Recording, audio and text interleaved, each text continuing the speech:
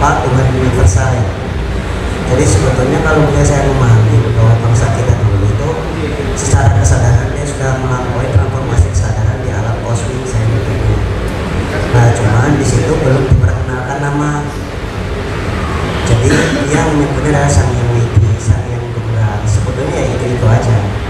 Jadi kalau misalnya kita samalah, kita bilang ini kopi, yang lain bilang ini kafe, kafein dan sebagainya.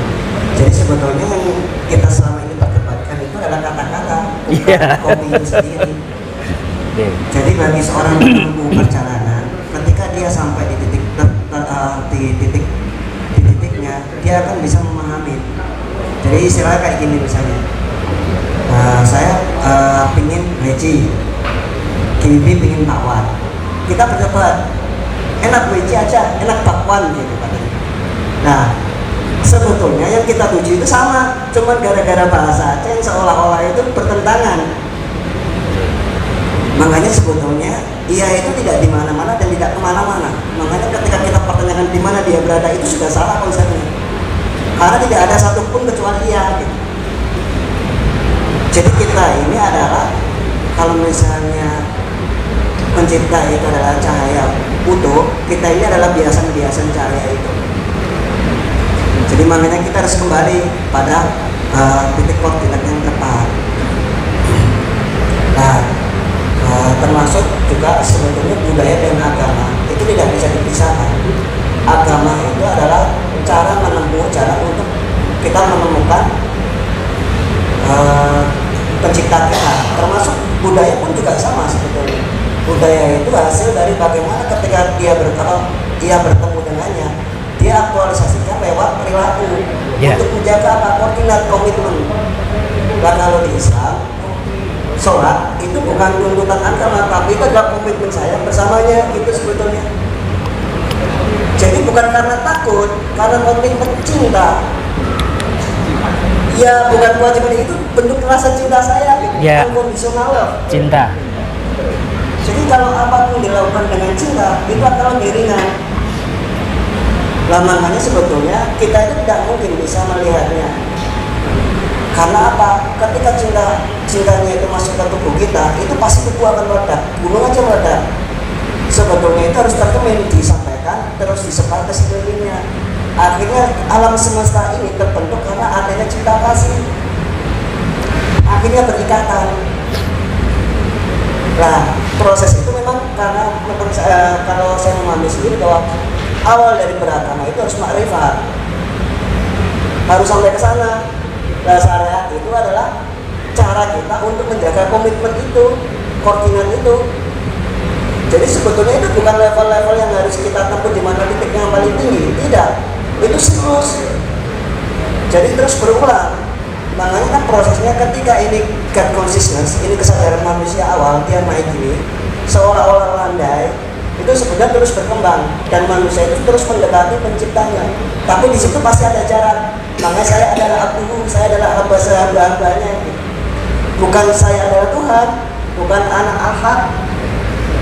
Tidak di situ konsepnya, tapi saya adalah hamba-hambanya. Jadi saya adalah pelayannya, istilahnya seperti itu. Jadi kenapa kita sulit bertemu dengan Tuhan? Karena kita itu istilahnya mengkonsepkan Tuhan itu sesuai dengan konsep kita. Nah itulah berhalangan tahun baru saat ini. Semua agama mengkonsepkan bahwa Tuhan itu seperti konsepannya dia. Jadi tidak ada kedamaian, kita berebut Tuhan jadinya. Karena Tuhan itu tidak terkonsep, pikiran tidak akan mampu untuk menerjemahkan tidak ada awal, tidak ada akhir, tidak diciptakan dan juga tidak akan musnah. Itu pikiran akan hang, apa istilahnya ya, nggak connect. Nah inilah yang disebut biasanya orang-orang mengalami kefanaan. Karena apa yang dialami itu tidak bisa difikirkan oleh nalarnya. Makanya utama yang harus kita gunakan adalah akal. Nah kalau kita terlalu berbasis knowledge, berbasis katanya, yang nggak akan bisa sampai. Karena itu akan menjadi hijab kita dengannya. Makanya istilahnya, ketika kita berjalanlah ayo berdampingan bersama-sama. Ketika sampai di sana ketuk sendiri dan silakan bercerita sendiri tentangnya, walaupun apa yang kita ceritakan jauh melampaui kebenaran. Jadi di dunia ini memang tidak ada kebenaran, yang ada adalah pembenaran baru yang terus bertingkat. Kebenaran yang akannya miliknya gitu. Ya. Nah, kita ini sering berebut kebenaran kita masing-masing, jadi konyol. Ya. Seperti itu. Terus yang kedua, Kiamat bawono langgeng. ya sebetulnya kan konsepnya kan gini. Secara perjalanan perjalanan kita di dunia ini, sebetulnya kita kan berada di alam, bukan di alam dunia. Jadi di alam itu kita turun di sini itu melewati beberapa dimensi yang akhirnya kita lupa dengan asal mula kita. Jadi sebetulnya untuk mencapai ke sana kita harus mati, apa istilah di Jawa itu, mati sak jerone urip.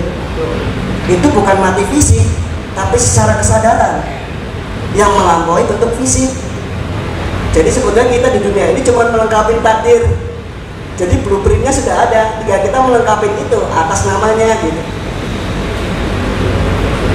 Jadi makanya yang perlu kita pelajari lagi adalah kita harus kembali ke sana membawa koordinat ketika kita di dunia ini tidak terjebak. Nah kebanyakan itu kita terjebak di dunia ini, kita menganggap bahwa kita adalah tubuh fisik ini, yang akhirnya kematian menjadi sangat menakutkan. Padahal kematian adalah perkawinanku yang agung gitu istilahnya. Jadi sudah tidak ada lagi konsep kematian, keabadian. Kematian itu konsep di fisik manusia. Seperti itu. Nah, ketika orang sudah melampaui tubuh fisiknya, itulah yang disebut bahwa kita adalah satu keabadian. Nah, sebetulnya kita harus kembali ke sana gitu. Setelah kembali ke sana, silakan siap. Jadi nilainya itu sebetulnya adalah kebermanfaatan kita di muka bumi ini. Gitu. Itu yang dinilai. Jadi ketika kita tanya apa yang kamu lakukan di dunia ini gitu, bingung kan kita ngapain aja gitu selama ini gitu. Padahal kita harusnya ke sana terus kembali ke sini. Nah itu kalau menurut saya pemahaman saya tentang konsep Basuki Wawono Langgeng ya. Kemudian soal menyiapkan pemimpin yang memiliki spiritualitas yang dalam. Ya itu kalau nggak salah di Joyoboyo itu ada yang ditangani nanti sebagai Satria Piningit. Jadi Satria Piningit itu sebetulnya adalah, menurut saya adalah setiap individu kita harus menjadi kesatria. Di situ disebutkan bahwa Satria Piningit itu ketika dia melakukan suatu tindakan itu harus bersamanya, jadi sangat dekat dengannya gitu. Jadi apa yang kita lakukan itu sesuai dengan kehendaknya. Jadi kebanyakan kita itu misalnya gini, saya sama-sama minum kopi sama dengan Kinipi, secara penampakan fisik sama-sama minum kopi, tapi ketika penampakan spiritualnya itu bisa berbeda-beda motifnya. Jadi sebetulnya antara kebijaksanaan dengan tindakan itu mana yang lebih mulia. Jadi ketika tindakan bagus tanpa adanya kebijaksanaan juga percuma. Ketika kebijaksanaan tanpa tindakan juga percuma. Yang artinya bahwa segala sesuatu apa yang kita lakukan itu didasari dengan motifnya. Makanya di beberapa itu kan menyebutkan bahwa tergantung niatnya. Jadi motif atau niat itu menjadi koordinat awal. Makanya guru saya itu pernah bilang, almarhum Raden Asrotasa, bahwa tidak ada satupun yang bisa dibantu kecuali dibantu orang lain di dalam dirinya hanyalah kejujuran dan kemauan. Jadi kejujuran itu tidak bisa ditolong orang lain. Kejujuran itu buah dari pemahaman akan dirinya. Jadi jujur itu adalah koordinat. Makanya kalau kita bilang jujur yang percuma, karena itu adalah buah dari pemahaman. Jadi hulunya dan kemauan pun juga dalam dirinya. Jadi ada kegelisahan atau keretakan hati untuk mendekati kepadanya, itu sebetulnya adalah cara komunikasinya kepada kita gitu. Jadi sebetulnya manusia itu tanpa kemampuan dan tanpa daya dan upaya memang sebenarnya. Jadi kita ini cuma diberikan kesempatan untuk memperbaiki diri. Ketika menjadi pilihan atau terpilih itu urusannya. Yang penting kita berusaha, gitu aja.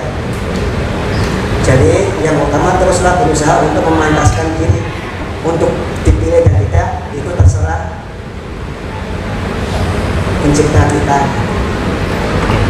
Mungkin itu. Ya. Terima kasih. Terima kasih. Tadi kalau nggak salah pertanyaannya ada 4 ya. Satu lagi apa ya? Yang satu pertanyaannya untuk Mas Akun. Iya. Itu berkaitan dengan IQ, iya. EQ dan SQ. Oh, betul. Ya. Monggo. Kalau IQ itu kan berhubungan dengan logika ya. Jadi benar salah, baik buruk. Nah kalau emotional quotient itu berhubungan dengan tataran mental. Nah sedangkan spiritual quotient itu berada pada wilayah pemahaman. Seperti yang kita bahas saja itu. Ketika di IQ, ketika kamu dipukul, maka pukulan lebih keras. Karena IQ itu seperti itu.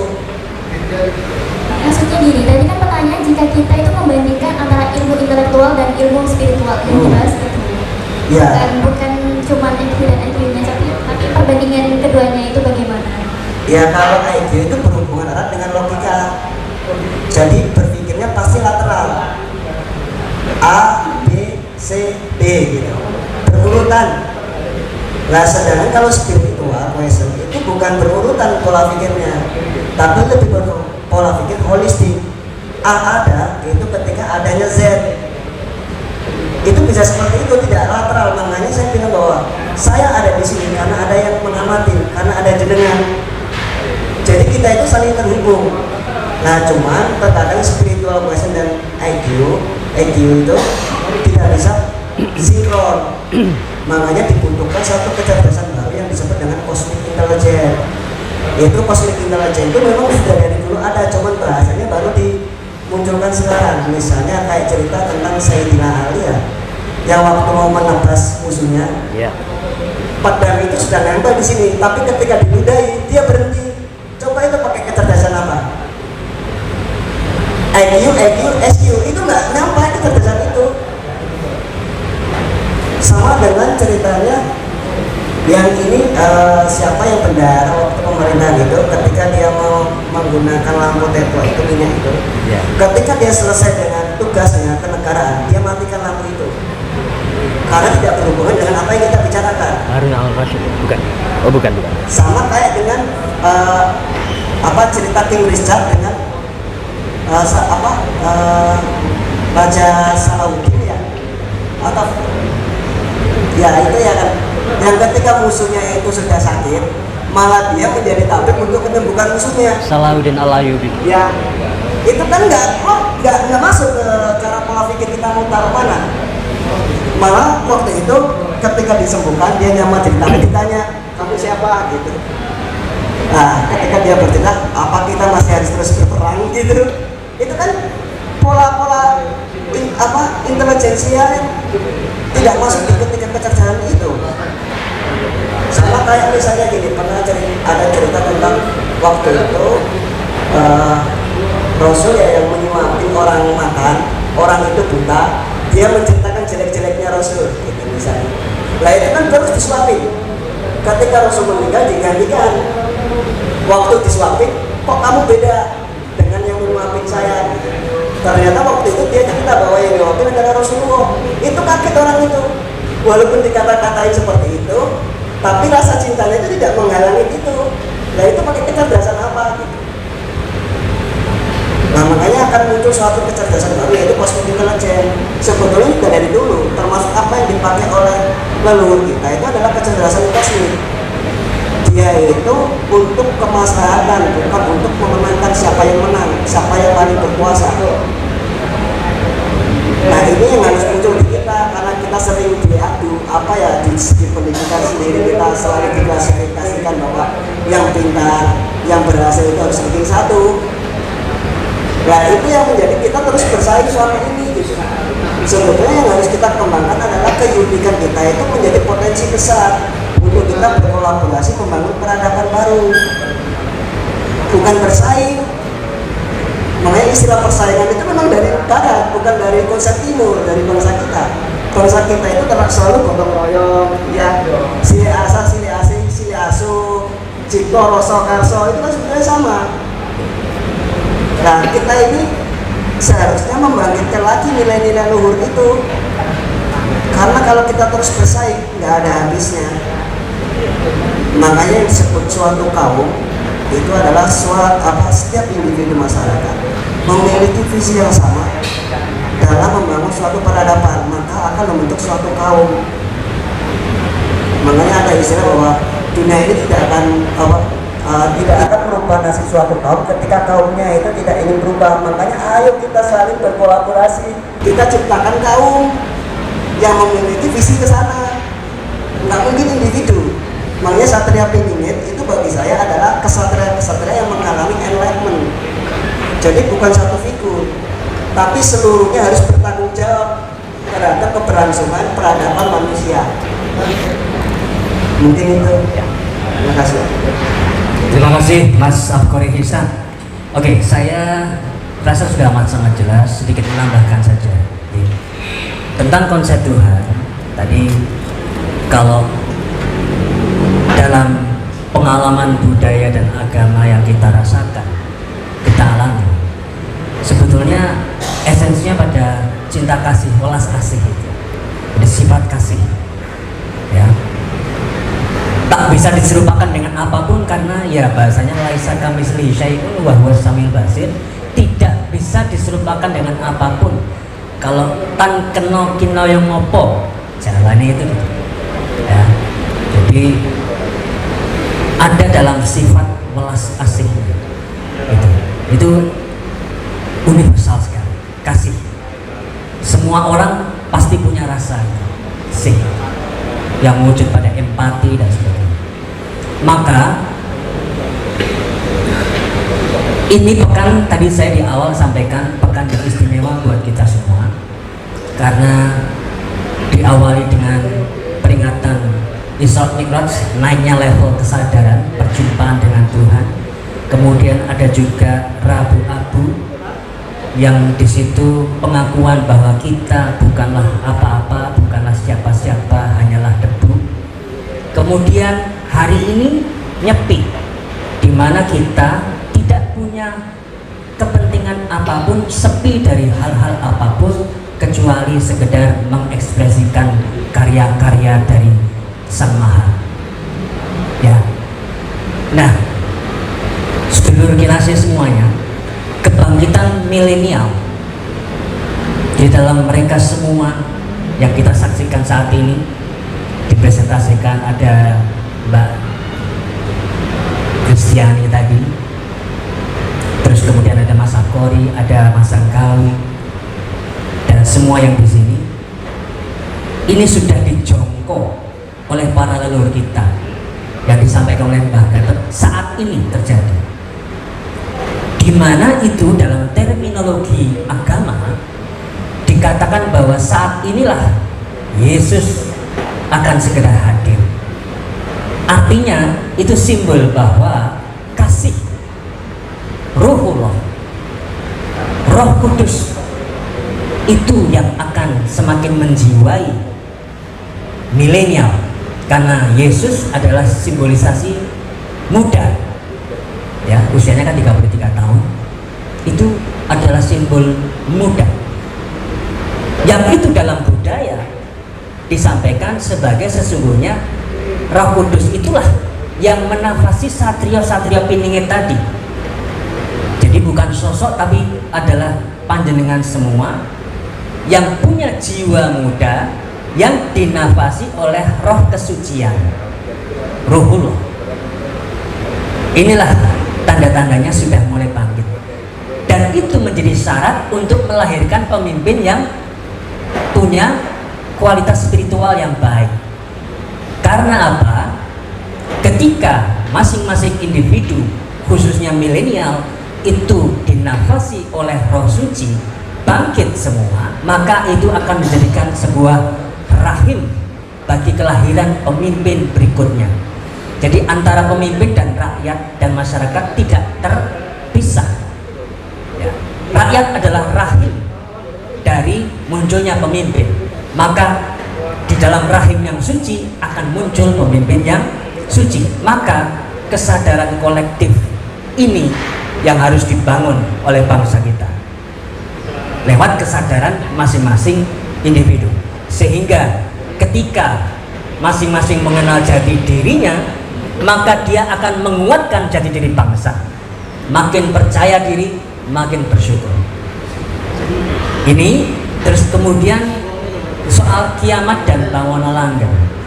Tadi sudah sangat dijelaskan. Sebetulnya kalau dalam bahasa Arab, kiamat, kiam itu artinya bukan hancur, tapi jumeneng, berdiri, tegak. Jadi justru maksudnya apa? Tegak kesadarannya. Jadi justru kiamat itu bukan digambarkan sebagai sebuah kerusakan, tetapi sebetulnya starting point untuk jumeneng, berdiri, langgeng, abadi, bawana langgeng tadi.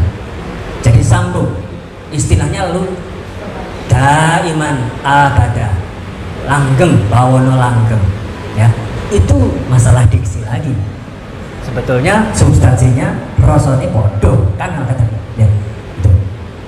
Nah, teman-teman sekalian, para sederek kinasih, saya kira demikian ya untuk kali ini. Terima kasih sekali, dan saya pikir kita nderek dawuh dari sing paling sepuh sekarang adalah ada Mbah Gatot. Kesimpulan yang paling penting adalah beliau tadi pesan kepada milenial khususnya dan kita semuanya adalah dua hal: rukunlah dan cerdaslah. Ya Mbak, dua itu, rukun dan cerdas. Dan dari kami, saya ingin menyampaikan satu kata-kata yang menarik. If you want to awaken all of humanity, then awaken all of yourself. If you want to eliminate the suffering in the world, then eliminate all that is dark and negative in yourself. Truly, the greatest gift you have to give is that of your own self-transformation. Artinya bahwa jika kita ingin membangunkan kemanusiaan dunia, maka bangunkanlah diri kita sendiri. Jika kita ingin menghapus penderitaan di dunia, maka hapuslah segala kegelapan dan hal negatif dalam diri kita sendiri. Sungguh hadiah terbesar yang bisa kita berikan kepada dunia ini adalah perubahan bagi diri kita sendiri masing-masing, memantaskan diri kita, istilah Mas Sarkori tadi.